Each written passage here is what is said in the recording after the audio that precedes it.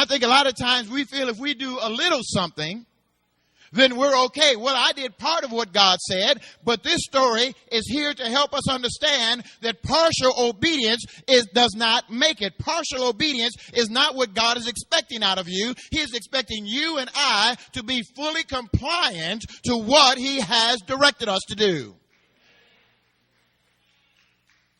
And if we're not fully compliant, then we are disobedient.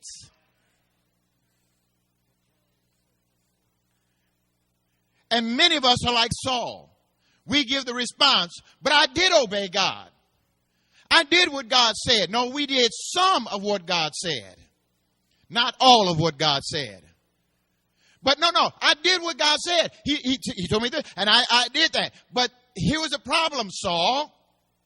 Here's the problem. You saved the king.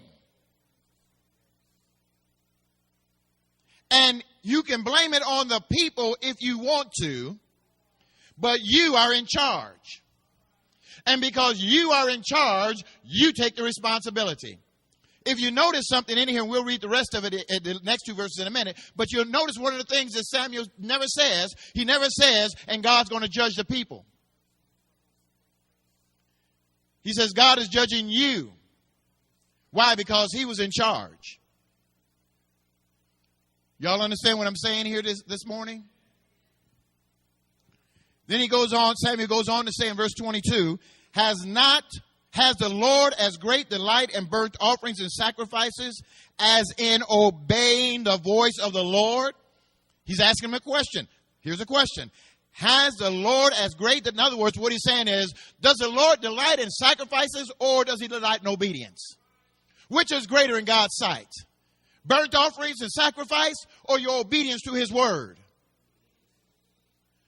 Parents, what's greater to you? Your child coming to you with a gift or them obeying what you told them to do?